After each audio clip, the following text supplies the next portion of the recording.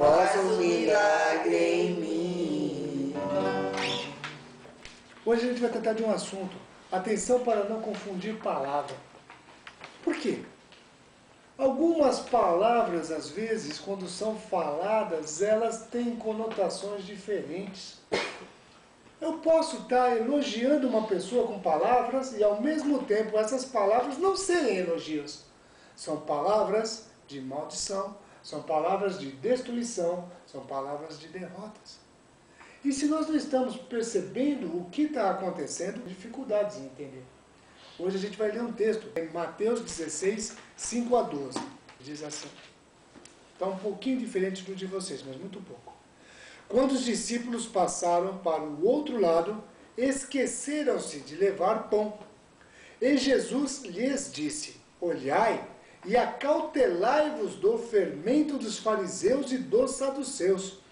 Pelo que eles arrazoavam entre si, dizendo, é porque não trouxemos pão. E Jesus, percebendo isso, disse, por que arrazoais entre vós, por não terdes pão, homens de pouca fé? Não compreendeis ainda, nem vos lembrais dos 5 pães para os 5.000, e de quantos cestos levantastes? Nem dos 7 pães para os 4.000, e de quantos alcofas levantastes? Como não compreendeis que não vos falei a respeito de pães? Mas guardai-vos do fermento dos fariseus e dos saduceus. Então entenderam que não dissera que se guardassem do fermento dos pães, mas da doutrina dos fariseus e dos saduceus. Primeira coisa, diz que ele notou que estava tendo, eles estavam arrazoando. Arrazoando hoje é um termo bonito, né? Eles estavam discutindo, eles estavam brigando. Tipo dizendo, Judas, você esqueceu, você tem o dinheiro no bolso e esqueceu de comprar os pão pra gente. Você é o culpado. A vida, nossa, de forma geral, é achar culpado. Tem que ter um culpado para a minha situação. Eu não quero, a hora que Jesus cobrar, Judas, és tu, tô fora. Aí o que aconteceu? Jesus começou a perceber que eles estavam discutindo. Só que Marcos diz uma coisa, ele não disse que estavam sem pão. Eles tinham um único pãozinho. Então a discussão era pior ainda. Quem é que vai comer? Como é que a gente vai fazer para dividir? Nós estamos na nossa terceira retirada. O que significa? Jesus, pela terceira vez, estava tendo que sair do meio dele. Por quê? As pessoas à volta estavam confundindo o ministério dele. Estavam pensando que Jesus era simplesmente mais um no meio, e não uma pessoa que veio fazer a diferença. E na partida, mais uma vez, Jesus falou, pessoal, toma cuidado com o que falam os saduceus e os fariseus, e Marcos fala também os herodianos. Toma cuidado com eles. Por quê? Eles têm doutrinas próprias, toma cuidado. E eles falam, opa, Jesus está falando dos cuidado do fermento? Pesquei, já entendi a palavra. Tenho certeza. Jesus sabe que nós esquecemos de comprar pão suficiente para todos. Fomos egoístas e só temos um pão. E aí começa a discussão. É uma forma simples de tentar dizer que às vezes uma palavra de uma pessoa leva a gente para outro lado totalmente diferente. A pessoa às vezes está tentando dizer oi, e você está dizendo oi por quê? Bom dia por quê? O que você está sabendo que eu não estou sabendo? Você recebe uma palavra como uma afronta, quando muitas vezes a pessoa está totalmente desarmada e está simplesmente tentando criar um relacionamento. Mas aquele mal-estar, aquela vida que você sempre viveu, não abre porta para isso. A pessoa tenta chegar e você mesmo já dá com a porta na cara. E não abre oportunidade. Jesus estava com todo cuidado e falando, espera um pouquinho, vamos ver o que vocês estão falando. Vocês já têm tão pouca fé assim? Vocês estão preocupados com o pão? Tem um pão aqui. Com 7, nós fizemos sobrar 12 cestos. Marcos diz a quantidade. 12 cestos.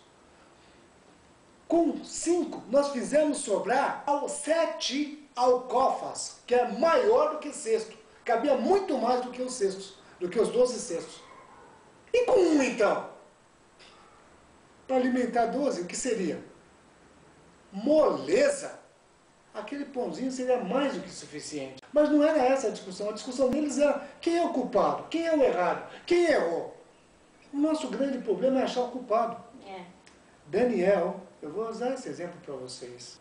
Daniel era um homem regado da presença de Deus. E ele era uma pessoa tão inteligente que ele foi convidado para participar do palácio.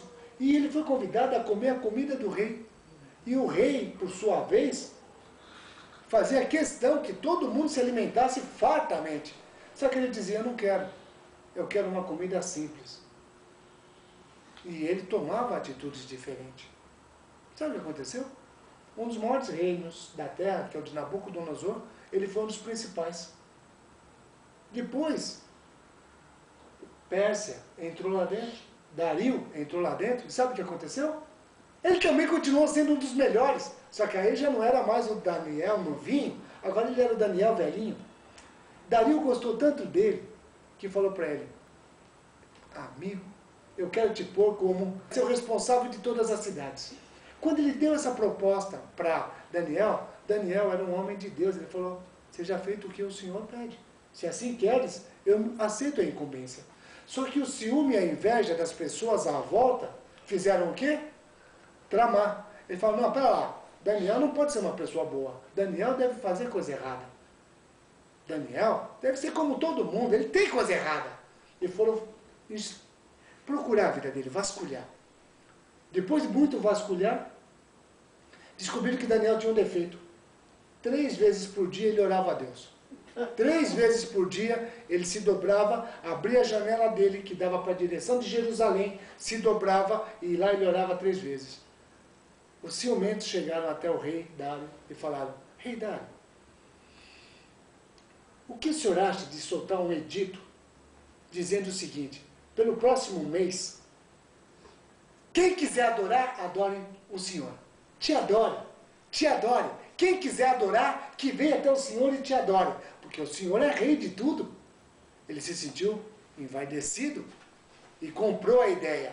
Pegou o anelzinho dele e selou o edito. Quando ele selou o edito, o que aconteceu? Daniel estava a um passo de morrer. E aí todo mundo falou, e Daniel agora, vai cumprir a ordem do rei? Ou ele vai fazer o que ele sempre fez? E aqueles que tinham ciúme e inveja foram lá atrás e viram que ele continuou fazendo o que ele fazia.